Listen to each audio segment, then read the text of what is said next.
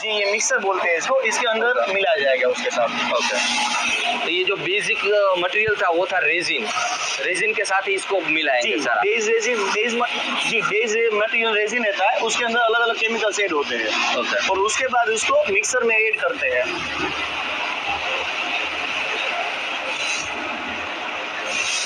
जो अभी डाल रहे हैं वो रेजिन डाल रहे हैं, जो मेन बेस मटेरियल रहता है। ओके, इसके अंदर ही इंसर्ट कर रहा है।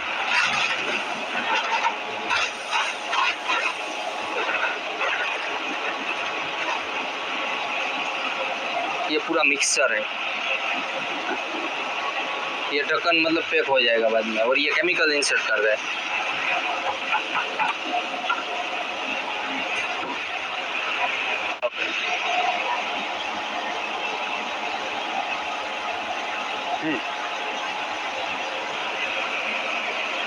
इसके अंदर रेजिन और सारे केमिकल सब ऐड हो गए हैं। अभी इसको हीटिंग देंगे ताकि इसके अंदर का जो मॉइस्चराइजर होगा वो निकल जाएगा, और उसके बाद उसका प्रोसेस कंप्लीट हो जाएगा। जैसे अभी मिक्सर चालू करने के लिए उसका लीड क्लोज कर देते हैं।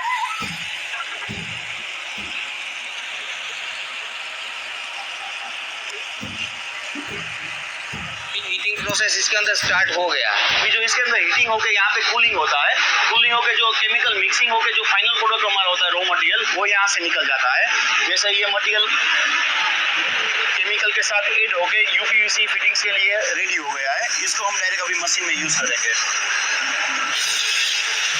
ये सब बना हुआ रेडी टू यूज मटेरियल हो गया है, कि जिसको हम डायरेक्ट इसके मशीन में यूज कर सकते हैं।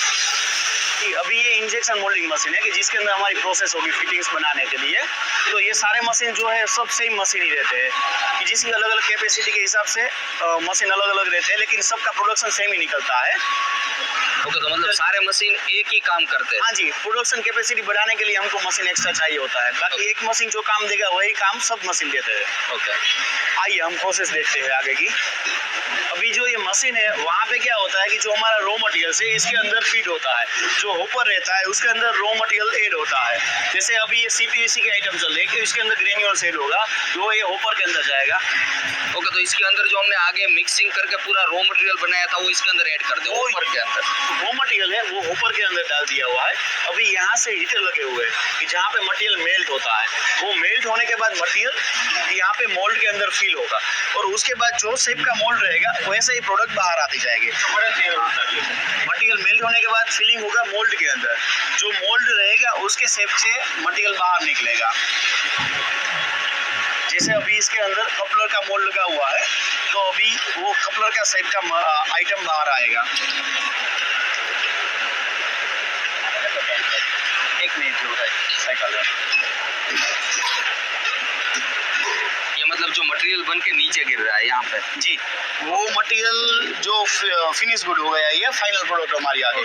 जो ये मोल्ड है वो कपलर का मोल्ड लगा हुआ था, तो ये कपलर निकला हुआ है। अभी इसमें रनर के साथ थ्रेड होता है, अभी इसको रनर से अलग करना पड़ता है, जो यहाँ से अलग सेपरेट करके उसको डायरेक्ट पैकिंग हो जाता है। ये सिंगल सिंगल पीस कटिंग हो जाता है, और जो रनर रहता है उसका रिसाइकल होकर ग्राइंडर हो जाता है। और ये कपलर ये फाइनल फिनिश गुड हो गया है, इसको अभी एंड यूज के लिए हम लगा सकते हैं। और वैसे ही अलग अलग आइटम जो रहती है उसके हिसाब से अलग अलग शेप के मोल्ड्स रहते हैं। अभी जैसे ये कपलर हो गया, ऐसे हमारे पास अलग अलग टाइप के 250 आइटम्स है फिटिंग में, तो उसके सबके अलग अलग मोल्ड रहते हैं।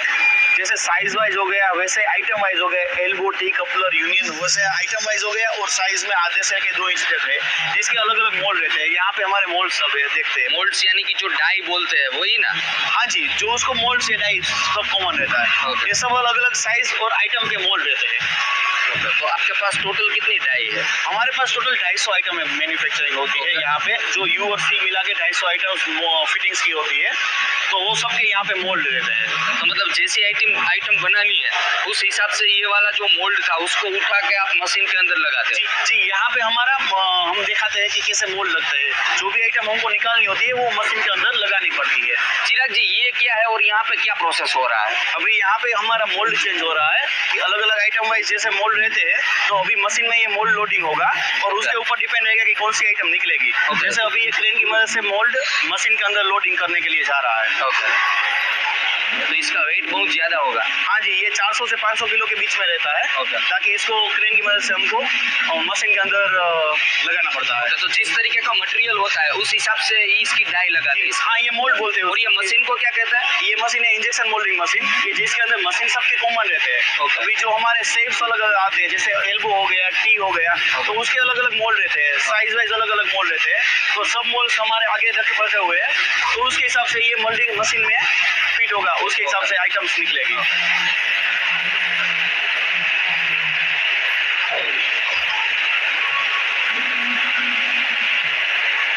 जैसे अभी ये सेट हो रहा है मशीन के बीच में, ये मोल्ड मशीन के बीच में लग जाएगा।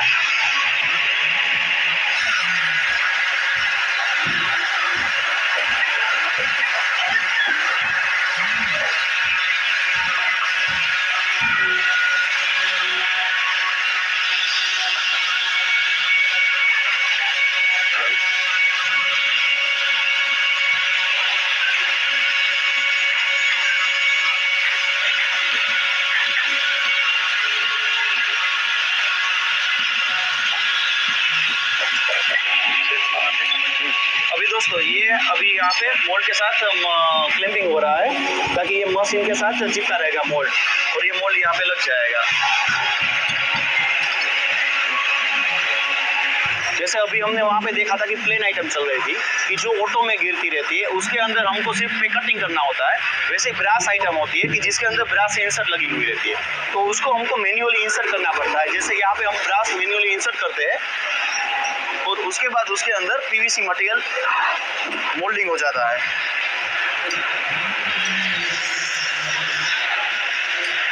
जो भी उसको ब्रास इंसर्ट लगा रहे हैं, उसके बाद उसके ऊपर पीवीसी मटेरियल मोल्डिंग होगा।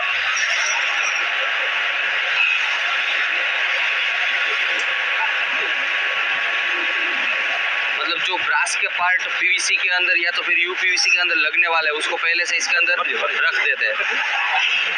हाँ जी, उसको पहले से मैन्युअली लगाना पड़ता है, और उसके बाद उसके ऊपर मोल्डिंग प्रोसेस होती है।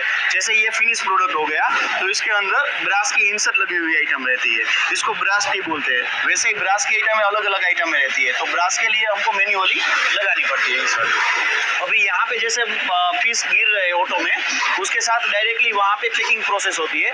वहाँ से इनर पैकेट, इसके अंदर जो इनर पैकिंग रहता है उसके साथ यहाँ पे पैकिंग हो जाता है, और उसको आउटर पैकिंग के साथ लगा के इसको हम डायरेक्ट वेयर हाउस में जाने देते हैं। जैसे इनर पैकिंग के 10 पैकेट इसके अंदर आ जाते हैं, और उसको हम स्टॉक में लगा देते हैं। जहाँ पे हमारा वेयर हाउस है वहाँ पे वो लोडिंग हो जाता है। ये पूरा मतलब वेयर हाउस है। हाँ जी, यहाँ पे ऊपर जैसे अलग अलग आइटम वाइज हमने स्टॉक किया हुआ रहता है, वैसे पूरे वेयर हाउस के अंदर ये स्टॉक ऐड हो जाता है। अभी इसके बाद डायरेक्ट हमको इसको डिस्पैच की प्रोसीजर में लाना पड़ता है। जैसे ऑर्डर रहते हैं उसके हिसाब से हमारा डिस्पैच प्रोसीजर चालू हो जाता है। चिराग जी, आपके जो प्रोडक्ट्स है वो कहाँ पे ऑलमोस्ट सप्लाई होते हैं? ऑलमोस्ट इंडिया में या आउटसाइड इंडिया? हमारी प्रोडक्ट्स है वो all over India plus out of India भी सप्लाई होती है। जैसे इंडिया में तो ऑल ओवर स्टेट में इसका यूज होता है, तो टोटल ऑल ओवर इंडिया में हमारा सप्लाई होता है। और आउट ऑफ इंडिया में जैसे अफ्रीकन कंट्रीज हो गया, तो वहाँ पे मेनली हमारा सप्लाई होता है। बाकी बांग्लादेश हो गया, नेपाल हो गया, वहाँ पे हमारा सप्लाई ऑलरेडी हम सप्लाई कर रहे हैं। जी, तो टोटल ये हमारी प्रोडक्ट रेंज है।